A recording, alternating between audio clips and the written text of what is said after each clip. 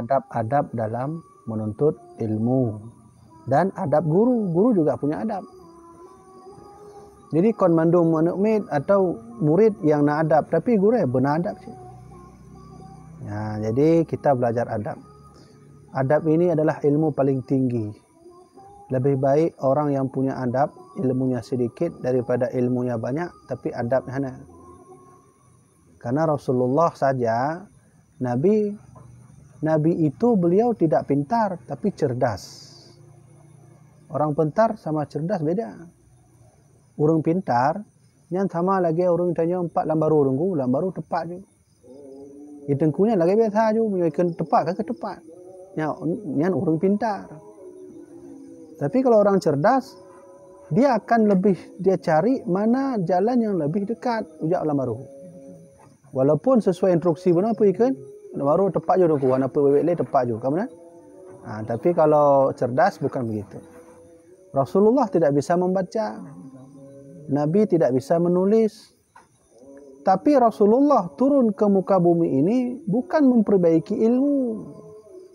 Ilmu sejak dulu sudah ada. Orang Arab apa kurang pintar? Mereka pandai bersyair, menulis pandai. Maka di Arab zaman dahulu, suku Quraisy itu termasuk suku yang paling pandai bersyair. Bahkan Imam Syafi'i waktu masa kecil beliau waktu disuruh mengaji oleh ibunya, beliau pergilah ke pasar di Makkah. Ada satu pasar waktu itu, di situ ada perlombaan syair. Jadi beliau menghafal syair. Nyambut Imam Syafi'i awal waktu itu. Tinggal wa rumah mak lun kafa ya, hafal syair.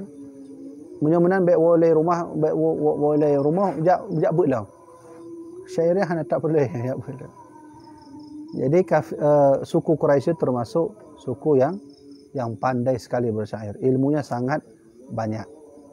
Nah, salah satu kelebihan orang-orang Arab di masa Nabi Muhammad, ketika dulu senjata belum ada, Arab sudah menciptakan senjata yang disebut dengan manjanik ya. Ada pun ayah manjanik, nah tabuh senjata nanti manjanik.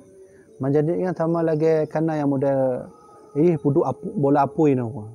Nanti kan ada lo ya model koh tu talonya pelung tu. Ketapel benar lah. Model raya. Yang tahu yang begini orang-orang Arab.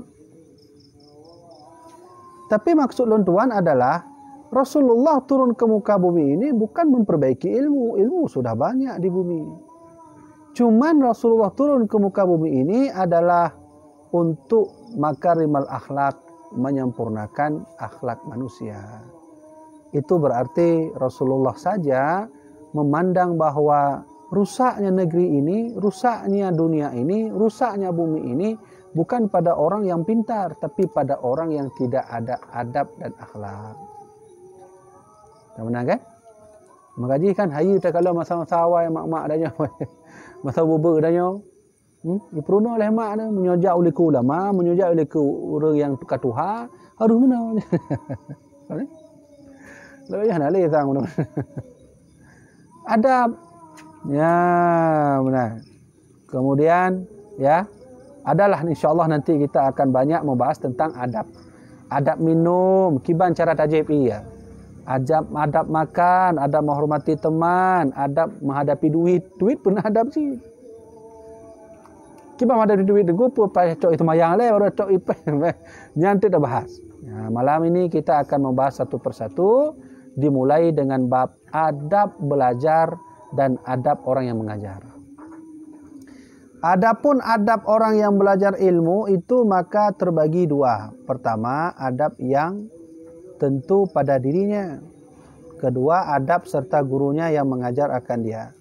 Adapun adab yang tertentu bagi dirinya itu adalah 7 perkara. Bermula adab yang pertama itu adalah menyucikan hati daripada sifat yang kejahatan dan segala perangai yang kecelaan di dalam hati seperti riya dan ujub dan kibrun ya, dan hasud dan lainnya daripada segala sifat kecelaan, dan memakai membaiki hati dengan bersifat akan sifat yang kepujian. Ya. Tengku, saya ingin mengaji sama siapa? Pokoknya saya ingin mengaji lah, sama siapapun saya mau mengaji. Maka kalau ingin mengaji, kamu harus punya adab. Betul benar, kan? Nanti dua urun tanjung buatnya. Bagaimana Tengku? Ya boleh, silahkan. Cuman kalau ingin mengaji, yang pertama harus punya adab dulu. Apa adab pertama orang yang mengaji? Bersihkan hati. Tidak ada yang pintar di sini. Tidak ada yang pintar, tidak ada yang paling tinggi di sini. Majlis kita nyo menanji, majlis kita nyo hana carong, lu hana carong. Kita nyo nak kelebihan mandu. Ayah-ayah, abang-abang yang duk ino bak majlisnya nak kelebihan, yang hana bak lun. Nah yang bak lun, nah hana bak ron. Jadi benar-benar jadi. Maka pepatah Arab berkata, la tahtakir man dunaka falikulli syai'in mazian. Jangan kau hina selain daripadamu, jangan kau hina teman-temanmu, karena setiap orang punya kelebihan. Tak ada yang lebih di sini. Maka oleh karena itu kita datang ke majelis ini ya untuk membersihkan hati, mengaji dengan cara jangan ada ria. Kadang-kadang urang jak teh gore nya hajeut engko hana berkah ilmu sayang dak dayo. Le urang na ilmu tapi berkahna. Ilmu tuan pribadi lebih agak lon na ilmu bacut tapi berkah ilmu daripada le ilmu bak lon tapi hana berkah. Yang kenya lagi yang ke kamu dididik oleh almarhum Abuya. Oleh almarhum Abuya Mudawali, Abuya Muhyiddin dididik oleh Abuya Mudawali. Jika engkau besok berjumpa dengan ulama, yang ulama itu tawadu, dia tak banyak bicara, maka mintalah doa. Dia pernah oleh Abuya Mudawali. Ya, maka menancik kamu dididik oleh almarhum Abuya, mengajilah kepada guru, carilah guru sebanyak-banyaknya dan mintalah doa pada guru. Ya. Karena kunci sukses belajar itu bukan pada banyak ilmu, hana pula ilmu. Di Indonesia nya kan le urung ilmu kan? Le dak urung ilmu. Ahli politik, ahli kedokteran, ahli keamanan, ahli kelautan, ahli darat, mandum ahli. Tapi Indonesia tu orangnya hana mampu makmur je. Sampai hari ini tidak ada kemakmuran di negeri ini. Padahal dipimpin oleh orang-orang pintar. B.J. Habibie apa kurang pintar? IQ melebihi daripada Albert Einstein. B.J. Habibie 200 IQ-nya lebih. Makanya nan lontuan Habibie. Lontanya wa Abu lontuan, pakan Abu boh nan lo Habibie. Karena ceritanya dulu saya berjumpa dengan B.J. Habibie. Abuya Muhyiddin berjumpa dengan B.J. Habibie karena melihat satu-satunya anggota DPR RI yang alim ketika itu yang menulis kitab, menulis buku adalah dari Aceh, yaitu Abuya Muhyiddin. Maka ditawarkanlah satu tanah besar sampai 10 hektar yang urangnya di Batam. Maka B.J. Habibie berikan kepada almarhum Abuya Muhyiddin untuk mendirikan Islamic Center. Watanya ke lah helon, nya baru ibuh lah lon Habibie. Ya benar kan? Ya sejarah. Jadi disitulah B.J. Habibie sangat dekat dengan beliau. Jadi oleh karena itu bahwa sebenarnya belajar itu bukan banyaknya ilmu. Saya sudah katakan bahwa sebenarnya Indonesia ini banyak sekali orang-orang pintar. Disaluti oleh negara luar. Nyo lo sebutkan leh. Kita nyo tak putah sejarah le bacu tergolong masa Indonesia na. Ada salah satu orang pintar yang diakui oleh Imam Ibnu Battutah. Siapa itu Imam Ibnu Battutah? Imam Ibnu Battutah itu adalah penjelajah dunia sebelum ada Marco Polo. Huraunya menyata baca Ba'tikula, Marco Polo lah orang pertama kali yang menjelajahi dunia. Sebelum beliau hidup Imam Ibnu Battutah. 35 tahun mengelilingi dunia, pergi ke China, ke Arab Saudi, Makkah dan seterusnya. Sehingga dalam bukunya, dalam kitab beliau bernama Ar-Rihlah, halaman lu katu halamannya. Nya telum baca kitabnya di kuburan Sultan Malikus Soleh. Jadi watelun tuan jak bak Sultan Malikus Soleh, nak keturunan awaknya inan kan? Maka kamu berkhabar ngobrol-ngobrol, dialog, maka ditunjukkanlah satu buku kitab namanya Kitab Ar-Rihlah. Tebal ubenya nunggu. Maka lom baca menyohandalah lon tuan halaman 37. Di situ tertulis bahwa Imam Ibnu Battutah sangat salut dengan salah seorang dari Aceh bernama Sultan Alauddin. Ya, Sultan Alauddin Al-Qahar menyatalah lon tuan. Ya, sebelum Sultan Iskandar Muda. Apa yang beliau kagumi? Beliau alim. Jadi ditulis oleh Imam Ibnu Battutah, raja Acehnya yang yang disaluti oleh Imam Ibnu Battutah, yang goknya tiap orang Jumat nunggu, ditulisnya dalam kitab tulis. Setiap hari Jumat, le sembahyang Jumat, yang nasabuh acara. Awal bak kerajaan danyo, nasabuh acara, yang hidup mandu ulama hidup mujajer mandu ulama. Yang mandum dari PD, dari Sigli, jak kan mandu. Untuk menyampaikan jawaban-jawaban daripada keluhan masyarakat. Maka pergilah acara, duduklah, baca zikir, baca rapai, barulah menyelesaikan masalah. Ini ada pertanyaan dari kampung Ketapang. Coba selesaikan. Menan, rajanya, selesaikan. Maka diselesaikan ulama. Ini ada masalah di kampung Matai. Itu menang kan? Maka coba selesaikan. Menan. Sehingga datanglah waktu itu Imam Ibnu Battutah diundang oleh raja itu untuk menyaksikan acara itu. Sehingga beliau salut kepada raja tersebut. Demikianlah yang ditulis dalam kitab Imam Ibnu Battutah. Maka oleh karena itu setelah masa beliau muncullah banyak-banyak orang pintar di Indonesia ini. Tapi semakin banyak orang pintar yang muncul, tentu juga kemakmuran sampai sekarang tidak pernah kita rasai. Keadilan sampai sekarang tidak pernah kita rasai. Baik keadilan secara ekonomi, keadilan secara hukum.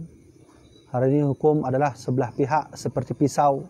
Hukum kita itu seperti pisau. Tajam ke bawah, tumpul ke atas. Tapi yang ingin saya sampaikan, apa sebab dan di mana masalah negeri ini sampai sekarang tidak bisa membuat rakyatnya adil, makmur, dan seterusnya. Di mana? Posisinya, masalahnya, orang kita kurang beradab, akhlak hana. Ilmu banyak, akhlak hana, sama aja kan? Akhlak kepada Al-Quran, akhlak kepada ulama, akhlak kepada sesama manusia, akhlak kepada diri sendiri. Hana. Akhlak kepada hutan, hutan pun najis akhlak. Apa akhlak pada hutan?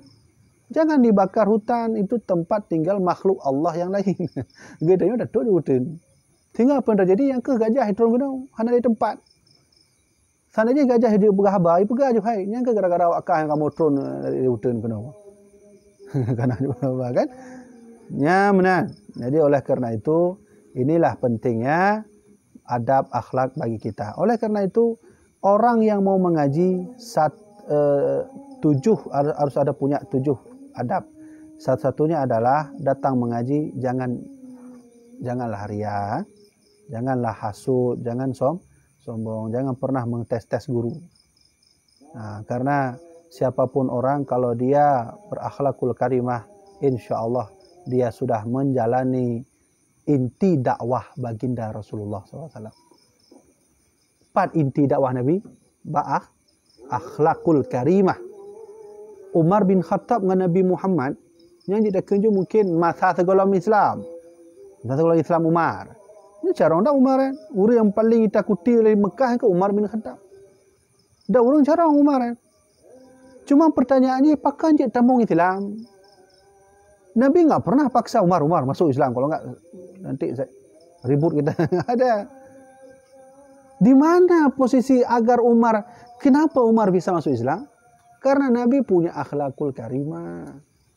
Adab yang urutnya hanali dengku bab masanya.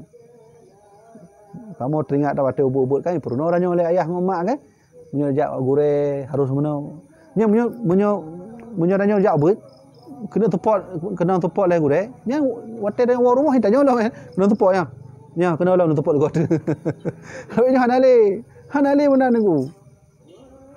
Kakak hendak katamu dalam ham ke mana? Hak asasi manusia. Ya, sudah. Kalau begitu, kalau ingin mengaji, bersihkan hati terlebih dahulu. termasuk guru yang mengajar. Guru yang mengajar juga harus bersihkan hati, jangan menyombongkan diri seolah-olah dia yang paling banyak ilmu, dia paling alim. Hanya mana? Ya, jadi bersihkan hati daripada ujub, takabur, hasud. Hasudnya ada apa ya? Hasudnya dengki. Enggak suka saudaranya kalau sedang senang, enggak suka dia. Ini dengki ya. Ini bahaya ya. Betul saudara tengah bahagia, kan? Gedanya orang tenang ya. Ya, hasud hati-hati. Kata Rasulullah, hasud itu bisa menghilangkan pahala. Al-hasadu ya'kulul hasanat. Ada sifat yang membuat pahala kita menghilang, namanya hasud. Kemudian apalagi Tengku? Selanjutnya adalah kalau mengaji haruslah dengan ikhlas. Ya, harus dengan ikhlas. Kemudian harus dengan zuhud, benar zuhud. Zuhud itu merendah diri, tawaduk merendah diri. Dan lainnya. Zuhudnya kita kenju hanapu menau. Kadang na orang jak buat mengharap sesuatu kan? Bak balai komplek mangak buat pakai le kopi na dah jak nanya. Magi banci hanapu ni penting kan pre kopi. Punya cebek menan jak buat, Lentuan menancit atau gure-gure lain, tengku-tengku yang mengajar menancit, jangan mengharap sesuatu. Seandainya semua guru mengharap sesuatu, baik duit, baik lainnya, hana pahala, gaduh pahala. Maka ulaka ya Allah, ya Allah, seandainya ya Allah ulun tuannya but atau ulun ceramah atau sebagainya, mengharap duit, necok pengen neboh dah umpek hari. Mempanjang lo bantu agama Allah kan? Tanya kaji orang masalah Nabi Muhammad. Hana le jo terbegah jo. Punya masalah Nabi Muhammad okeylah mungkin na bacut dah bantu Nabi. Ni hana le. Minimal mono selama hidup na bantulah dah bantu agama Islam 20% bantu gaji. Belutan. Jadi tengok dia tanya oleh Allah, hai. Selama di dunia apa kau bantu agama aku? Ya kayaknya ada. Kenapa kayaknya apa kau ji? Selama hidup baik takkan jom 50% dah bantu agama Allah, bantu 20 aja lah. Ya, merasakan surga walau sedikit, ya udahlah, tak boleh. Kemudian maka oleh karena itu mengaji dan mengajar ya harus dengan ikhlas. Kemudian tawaduk. Tawaduk itu merendah diri. Ya, jangan mengangkat badan seolah-olah kita orang kaya. Menancit guru-guru yang mengajar tidak boleh mengangkat badan seolah-olah dia paling alim aja. Tawaduk kita sama-sama. Lagi lentuan ke mana di majlis ini tidak ada yang pintar, tidak ada yang lebih. Mungkin kadang-kadang urun don engkau London mulia lebih, tapi hamba Allah, Allahu a'lam kan? Mungkin Allah melihat saya hina. Ana ufum aja. Menancik kebalikannya, maka posisi kita hina atau mulia itu nya Allah mendung. Ini lagi surban. Surban ini bukan melambangkan seseorang yang alim. Hananya kok surban. Yang melambangkan seseorang yang alim adalah pada ilmu dan pengamalannya. Nah, ilmu diamalkan. Yang baru orang yang alim. Jadi orang alim kon mamak surban pakai peci Oleh karena itu maka di sini ditulis juga. Ya, insya-Allah nanti akan kita bahas yang lagi akan datang bicaranya sekalian itu insya-Allah taala di dalam kitab ini.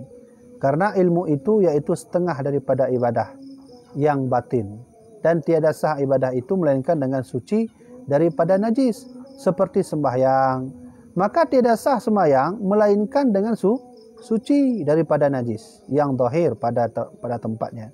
Dan badannya dan kainnya, dan demikian lagi ilmu itu yaitu ibadah yang batin, ya, maka yaitu tiada sah ia melainkan dengan suci daripada najis yang di dalam batin, yakni di dalam hati dan segala sifat kejahatan yang di dalam hati itu najis seperti firman Allah Taala innamal musyrikun najasun. Jadi waktu sembahyang, tunggu saya sembahyang, bagaimana cara sah saya sembahyang diterima oleh Allah? Harus menghilangkan najis. Najis badan, najis kain, najis sarung, najis pada peci. Kiban, kalau dengku, kapa gaduh mandum najis. Kan lehnya kiban harus berudu. Kamu kan? Jadi untuk mendapatkan amal ibadah harus ada syarat-syaratnya. Maka menanci tajak benar syarat. Jadi ladu mana nengku? Sebahagian orangnya le urang ijak bet. Watai wonyan ka lagi apa pugah nengku yang mana hang form le. Itu tanda bahawa dia datang untuk ilmu itu enggak ikhlas. Jadi bagah gaduh juga dia kan mana? Le tafai ka he tafai siang malam. Tengok kan le gaduh. Maka untuk menuntut ilmu harus menghilangkan najis. Apa najis? Riya, takabur. Yang takabur bahaya dah. Inilah yang membuat iblis laknatullah dulu diusir dari surga. Seandainya iblis dulu tidak sombong, lu rasa mungkin iblis tetap dalam surga, kan? Jadi selain daripada makhluk Allah, Nabi, Rasul, ada makhluk yang sangat alim, pintar lagi. Namanya iblis. Iblis ni makhluk alim kan. Menyona menajih iblis dalam majlis ni. Tak tanya, hai. Kah patih kau tahu oleh Tuhan? Tuhan Allah pun Tuhan lain. Yang pasti jawaban Allah Tuhan ni. Hai jauh Yesus ni. Ya kan? Musuh iblis dalam majlis ni tak tanya, hai iblis. Kah ibadah kau tahu oleh? Kah ibadah, kah patih kau tahu Tuhan Allah pun Tuhan lain. Tetap jawabannya Allah. Bahkan jawab le iblis. Drone dengan lun, hana pumen. Ilun paling malai bino. Karena lun yang jut kalau Allah langsung lun antum kalau Allah. Bakal kalau kan. Benar kan? Berarti iblis ini lebih alim bidang tauhid daripada gedanya. Punya gedanya ilmu le dah bergahayu tapi antum kalau Allah punya iblis. Langsung lihat Allah Subhanahu wa taala. Hana pumen iblis. Tapi sayang, sungguh disayangnya, dia dimarahi Allah, didurkahi oleh Allah karena sebab punya sifat takabur. Berarti kan bahaya dah kan? Berarti ni seolah-olah mana? Apabila kita banyak ilmu ada sifat takabur, ni hanggalak Allah. Hanggalak Allah. Makanya lu teringat hadis Nabi, asyaddun nasu adzaban yaumal qiyamah. Besok di hari kiamat ada satu kaum yang sangat pedih siksaannya. Soalnya alimun orang alim. Bagaimana nengku? La yanfa'ullah bi'almihi. Ternyata kealimannya itu tidak diamalkan. Dia tahu ilmu tapi tidak mau mengamalkan. Ya, benar kan? Jadi takabur itu bahaya sekali. Kita sudah saksikan bersama-sama sejarah orang-orang terdahulu yang takabur dengan hartanya, dengan ilmunya. Siapa yang takabur dengan ilmu?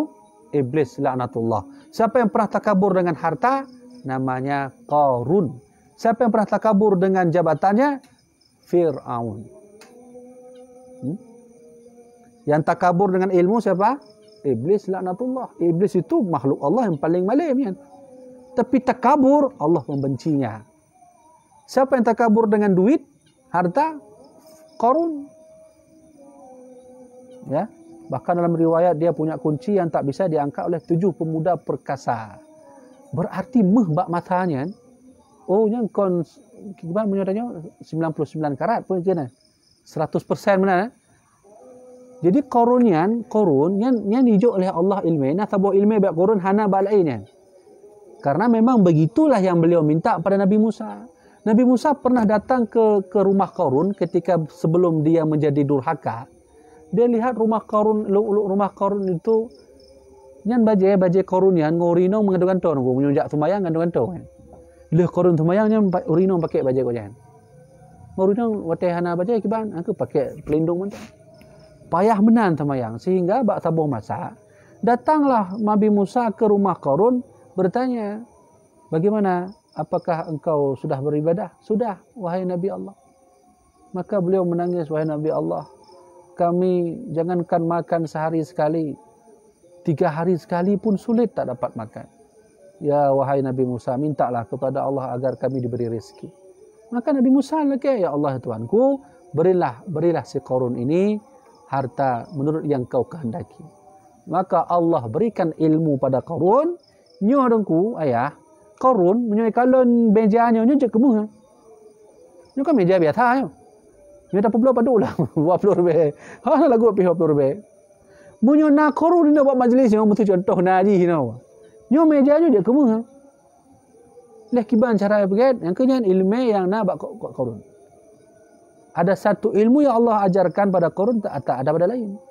Apa itu? Beliau bisa buat emas. Nyo betul kalon dan nyo betul apa nyo je kemu ya. Nyo je kemu begitu. Rumah-rumah lah nyo je kemu begitu lah ji.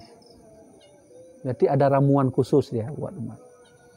Sehingga alhasil beliau sombong, menganggap dirinya yang paling kaya. Apa yang terjadi? Akhirnya beliau ditenggelamkan di dalam tanah. Dari harta korun itulah nanti, hanya cerita lain loh. Nanti emas-emas itu dibawa oleh jin. Harta korun. Kenapa kita disebut hari ini kita lihat ada istilah harta karun? Karunnya korun nanjihan. Kan kalian udah kemenangan? Harta karun. Kon harta karun, harta korun. Ini ada di korun. Jadi waktu harta mandum korunnya tenggelamkan, dan jena ni cok meh tebarkan ide, me Indonesia bacut, me kedeh di Australia bacut, me kena Mekah bacut, me kena di Aceh bacut. Untuk apa? Memangnya tugas jin. Apa tugas jin? Melalaikan manusia dengan emas. Nah, saya ingin sampaikan kalau begitu, orang paling kaya di atas Bill Gates. Bill Gates-nya satu detik dia masuk gaji 3 juta. Bill Gates yang orangnya yang pergi dia. Microsoft ya. Orang paling kaya Bill Gates-nya. Orang paling kaya satu detik nya 1 juta di peng. Kita satu detik itu betul rupiah di pengku. Coba lihat, orang yang lebih kaya dari korun punya duit lalu dia sombong ditenggelamkan. Contoh yang kedua, Firaun. Orang yang sombong dengan jabatannya, maka dia pun ditenggelamkan di dalam laut. Sama-sama ditenggelamkan kan? Kalau korun ditenggelamkan di darat, terbelahnya bumi. Kalau Firaun ditenggelamkan di, berarti dia tinggal pilih kan? Tinggal pilih, dia tenggelamkan di laut, atau tenggelamkan di di darat, tinggal pilih bentar. Maka jamaah yang dirahmati oleh Allah, kalau begitu maka janganlah kita menyombongkan diri. Kalau kita punya ilmu, sudah jangan menyombongkan ilmunya. Kita banyak duit, sudah jangan sombongkan duit yang kita punya. Ya, benar. Ya, tapu habis cutunya. Jadi Allah berfirman, innamal musyrikuna najasun. Artinya hanya sungguhnya orang yang syirik itu najis di dalam hatinya. Dan jikalau ada badannya dan kainnya itu suci sekalipun. Jadi, Tengku, saya punya baju, saya punya celana, saya punya peci, semuanya suci, bersih. Saya beli dengan uang yang halal. Sah nggak saya sholat? Sah. Tapi satu lagi yang tinggal, apa itu? Hati yang bersih. Percuma saja kalau baju bersih, kain bersih, peci bersih, lalu hati tak bersih. Sama aja. Berarti yang terima sembahyangnya oleh Allah Subhanahu Wa Taala. Menang kan? Ya, maka oleh karena itu, ya di sini jelaskan nanti oleh Imam Al-Ghazali tentang menyatakan Allah Taala dalam ayat bahwasanya najis itu tiada tertentu pada kain dan pada zahir badannya. Maka selama tiada suci hati itu daripada sifat kejahatan itu, maka itu menerima ia akan ilmu yang memberi manfaat pada agama, dan tiada terang hatinya itu nur ilmu. Jadi ilmu itu cahaya. Hanya cahaya. Tengku, saya sedang menuntut ilmu. Kita sedang mengambil cahaya. Perut itu punya makanan. Apa makanan perut? Ya terserah. KFC itu ini. Terserah, penting makanan perut. Pubu padang kan? Itu makanan perut. Mata juga perlu makanan. Apa makanan mata? Tidur. Hana mungkin manusia udah 50 je benar. Atau nak lah mungkin. Tapi tidak mungkin mata terus terbuka sampai 1 bulan. Perlu tidur. Telinga. Mana makanan telinga? Makanan telinga ya istirahat. Hana pun dah pakai ejunya untuk tak dengarnya kan? Semua punya makanan. Tetapi terkadang orang rutin memberi makan perut, tapi tidak pernah memberi makan hati. Sehingga apa yang terjadi? Korupsi. Sehingga apa yang terjadi? Menghina ulama. Sehingga apa yang terjadi? Aku benar-benar juga. Maka ayah tuan hormati, makanan hati adalah ilmu. Ilmu itu dia cahaya, kata Imam Ghazali. Cahaya itu akan masuk ke sini apabila ini bersih. Bagaimana membersihkan hati? Be'na ria, be'na takabur, be'na sombong, be'na hasud, menyoka gaduh mandumnya baru itu gedong. Ya. Contoh lah ayah, contoh. Mungkin ayah nak merumpok tira urang mata tajak jak semayang kan? Hai jak semayang jak anak pu tak atik betul. Nah. Kita pernah melihat seseorang yang saat mengajak mengaji dia tak mau. Mengajak solat tak mau. Itu tanda ini tak bersih lagi. Maka Allah Subhanahu wa taala berkata fi qulubihim maradun. Pada hati mereka itu ada sakit. Sehingga sakitnya enggak mau dihilangkan, dia merasa orang paling pintar, mengaji enggak pernah. Fazadahumullah marada, ditambah lagi sakit oleh Allahnya. Sakit karena itambah dah mencutuk sakit. Apa yang terjadi? Meninggal dalam keadaan hati sakit. Nauzubillah min dzalik. Itu bahaya sekali. Siapa saja orang yang pernah hatinya sakit, Firaun, Qarun, Haman, Syekh Basisa, Syekh Bal'am, nyuruh sakit mendu hati. Maka jadi kenapa di Indonesia ini banyak terjadi kriminalisasi, baiklah pemerkosaan, pencurian, perzinahan. Kenapa itu terjadi? Kurang duit? Enggak, Indonesia kaya, minyak bumi ada. Kenapa itu terjadi? Hatinya kosong. Putus cinta aja lantai mana ini langsung terjun mati. Dikira nyawang ada wabahnya. Kosong hatinya. Kenapa kemiskinan terus terjadi? Apa yang membuat pemimpin kita tak mau memberi itu? Sudah ada diberi. Apa kita miskin? Enggak. Indonesia kaya. Emas banyak di Papua. Di Aceh emas le. Apa yang membuat itu? Miskin? Tidak. Hati kosong. Ya? Anak muda lawaknya lagi yang sih. Awal semayangnya gara-gara chip kan semayang di. Kamen chip dia. Ibu chip yang 20 jam menggulang orang kopi. Itu semayang yang turile. Nah, kenapa itu? Apa kurang duit? Enggak ada juga, duit aja. Hatinya kosong. Maka oleh karena itu mungkin ini wakailah kita untuk pemerintah Indonesia. Cobalah memandang Al-Quran untuk bertindak dan membuat kebijakan. Letakkanlah Al-Quran itu di setiap meja para pejabat. Baca dan praktekkan Al-Quran. Itulah yang membuat hati kita tenang, Indonesia tenang, seluruh rakyat pun tenang. Maka kata Allah Subhanahu wa taala, "Wa man la yahkum bima anzalallah." Siapa yang tak mau menghukum dengan hukum Allah Subhanahu wa taala, fahuwal kafirun, dia itu kafir. Mudah-mudahan kesimpulan mengaji kita malam ini adalah bersihkan hati terlebih dahulu sebelum kita mau menaik ngaji. Insya-Allah tidak ada jalan yang lain, kata Nabi Muhammad, man salaka tariqan yaltamisu fihi ilman. Siapa yang mau berjalan untuk menuntut ilmu, sahalallahu tariqan ila jannah, besok Allah kasih jalan menuju surga.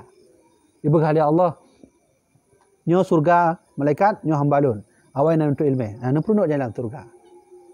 Jadi ini Nabi yang Nabi yang bilang seperti itu. Kalau menuntut ilmu, insya-Allah besok ke depan kita akan ditunjukkan oleh Allah jalan menuju surga.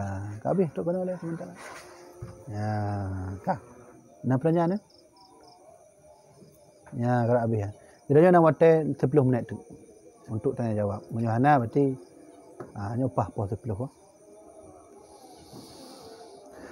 Alhamdulillah. Dah. Anda baca online nak pertanyaan?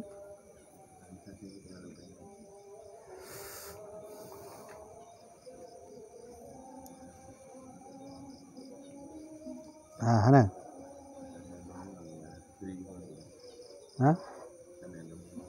Get berarti datuk juga.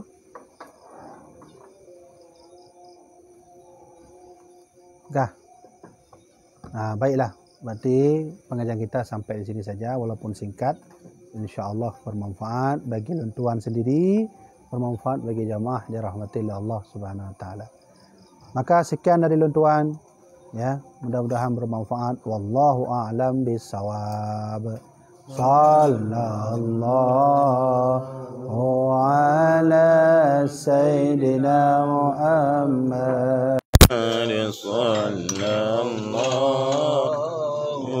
alaihi wasallam. Sallallahu ala sayyidina Muhammad. Sallallahu alaihi wasallam. Sallallahu ala sayyidina Muhammad. Ya Rabbi salli alaihi wasallim. Sallim radhiyallahu ta'ala sayyidina Sami Rasulillah ajma'in. Biasa Sanusi tanya Sanusi. Serius hal ku Sanusi. Kabeh mudungku. Mudah-mudahan manfaat. Doa kamu. Assalamualaikum warahmatullahi wabarakatuh. Nak ada tempat di Kampung Lam Sidaya. Balai Lumpuan itu. Alhamdulillah.